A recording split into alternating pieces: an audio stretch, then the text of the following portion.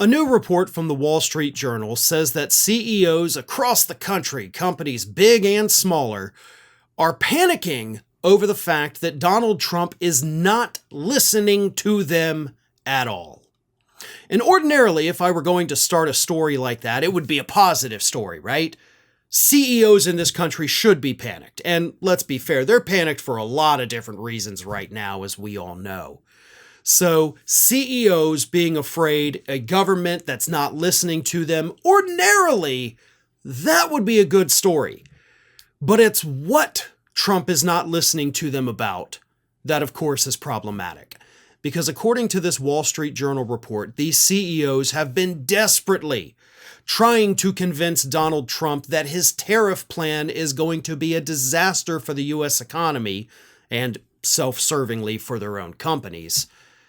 But Trump is refusing to listen to them. Here's what the report says. Trump isn't budging. So far, executives are facing setbacks as they canvass Trump's aides for advice on how to influence the president-elect's next steps.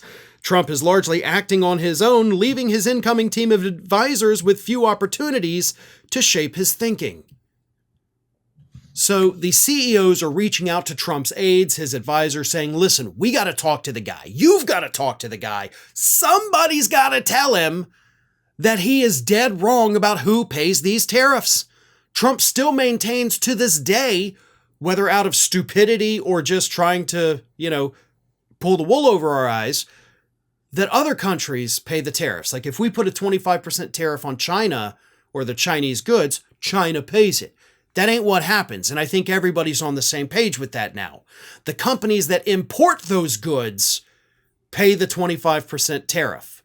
Not China. China's fine. Their costs don't go up a dime. Companies pay those tariffs. Taxes is what they are.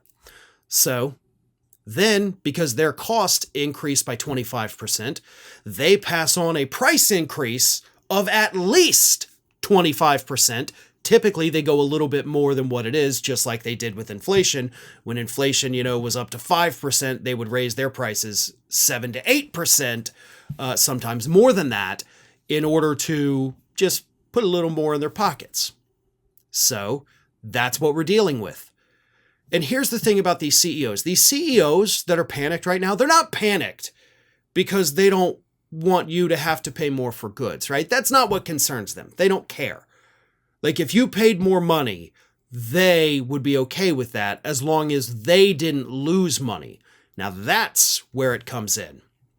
Here's what happens. This is basic, macroeconomics 101. When the price of goods and services increases dramatically, and I'm not talking 1 or 2%, I'm talking 10 to 20 to 30%, which is, the baseline for the tariffs. When prices increase that much, demand for those things decreases at a higher rate. So if prices increase by 10%, we wouldn't see a 10% reduction in purchases. Instead, we would likely see a 20 to 30% decrease in those purchases, if that makes sense to everybody. So these CEOs know that, listen, there are people that are going to be out there that are still going to have to buy our goods, right? I make washing machines, I make refrigerators, I make dishwashers. People need these things. But if people see that the price of that dishwasher has gone up from $500 to $800, they're going to think twice before they buy one. They may think to themselves, you know what? Technically, I don't need a dishwasher. I'll just have to keep on going without one because I can't afford it. This refrigerator may not have all the bells and whistles that I would like on a fridge, but I'm not going to go spend $4,000 for one when 6 months ago they were $2,000. It just ain't worth it anymore. Some people will pay the higher prices. The people who are more well off are going to be able to weather the storm. But working class people, those are the ones who will restrict their spending. And when the spending gets restricted, we experience economic contraction. So these companies that had to raise their prices, these CEOs that are panicking, what they know is that we will sell fewer goods, which means less revenue for our company, which means my golden parachute is not going to be as big. That's why they're panicking. If they could raise prices on you and still sell just as many goods, they would do it like that. But they know that they can't because the American public is already squeezed to the breaking point.